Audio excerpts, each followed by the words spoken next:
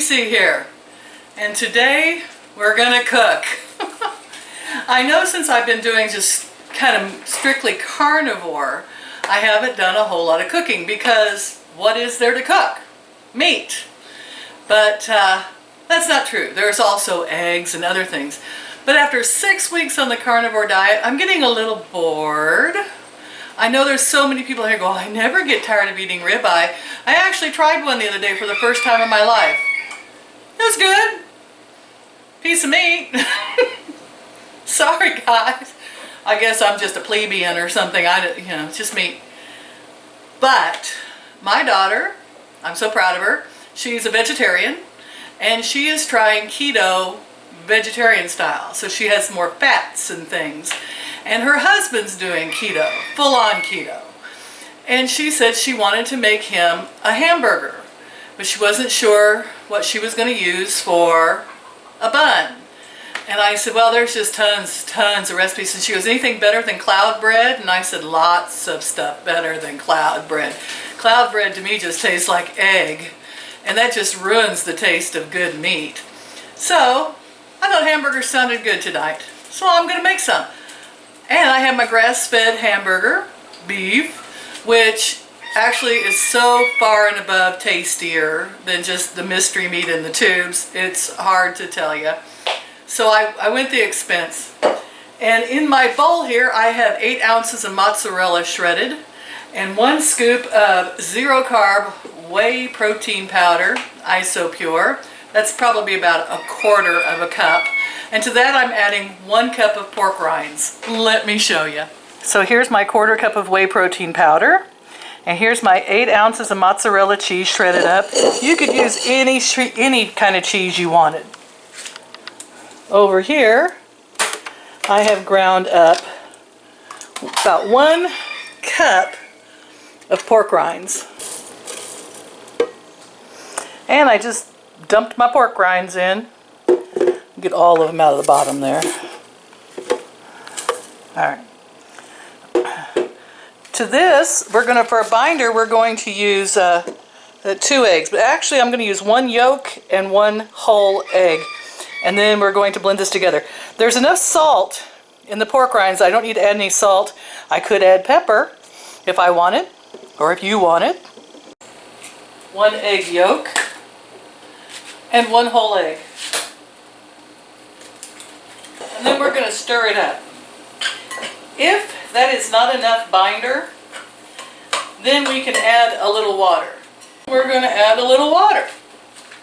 I'm going to add a 1/3 cup of water because that was pretty dry. This is much better. Alrighty. Now this is what you have. It's mostly cheese. I'm going to use my hands. I'm the only one eating this, guys, so don't freak out. But you take this and you can make it into a patty. And then we're going to fry it in lard.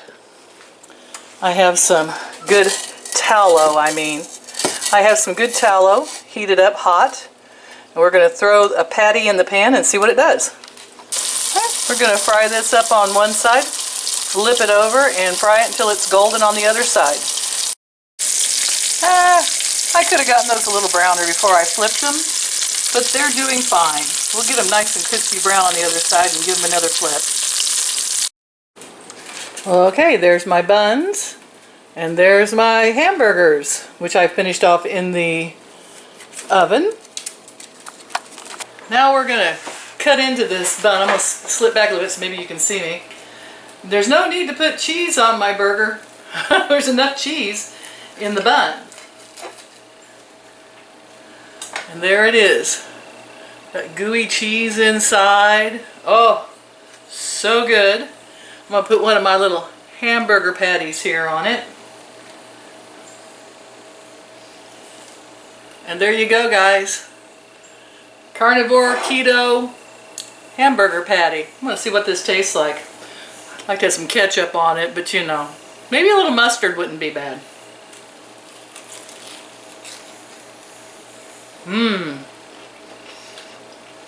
Nope.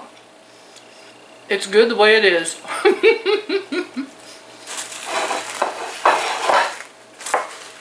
Well, this is going to be a filling dinner, I can tell you. And we can cook them off and put them in the freezer, and I think they'll probably be okay after coming out of the freezer. Well, there you go, Clarice. Easy way to make a bun for your keto husband. And if you can figure out something besides the pork rinds, my little vegetarian daughter, you can make them that way. I have no idea how it would be with just pure isopure powder. I don't know. Alright guys, like, share, and subscribe to keep up with the insanity. I'm going to keep this one short only because I have had a big day. The plumber came back, and you're not going to believe it, but I have a dishwasher. It only works on light. Well, it's been sitting for 7 years. I'm lucky it doesn't leak or it works at all. And I just ran my first load through. And it's sitting there just looking at me with the lights on. I don't know if it's done or not yet. I have to try to figure that out. But I also have a washing machine that does clothes. That's the first time in over half a decade. And are you ready for it? Look at that beautiful new faucet. Ooh, and it turns off. It doesn't drip and leak. And I got one in the bathroom that works also. Hot and cold. That's where I feel like a queen now. I have all these appliances working and all these faucets working and actual hot and cold water in my house. It's been years. I feel so spoiled and I don't know, up to date or something. That sounds crazy, guys, but when you lose things like that and you can't afford to get them fixed for years and years and years, and you learn to live just hauling water and stuff, it's the little things that make life wonderful.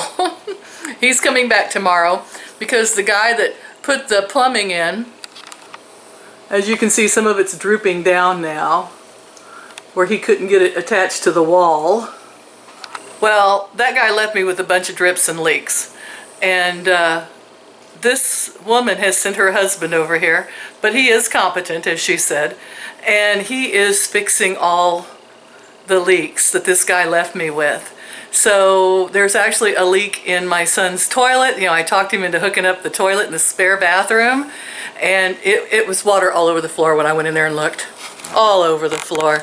And it's leaking under the bathtub, which is not so bad under the bathtub. At least it leaks under the house, you know. But when it leaks on the floor, then the floor is going to rot and fall through. That ain't good. Alright guys, like I said, I love you all. Like, share, and subscribe to keep up with the insanity. Boy, it's hot here today. I am sweating. And I'm going to eat a hot hamburger for dinner. I got to eat before 7 o'clock. Remember, you only eat between 1 and 7. Bye-bye, guys.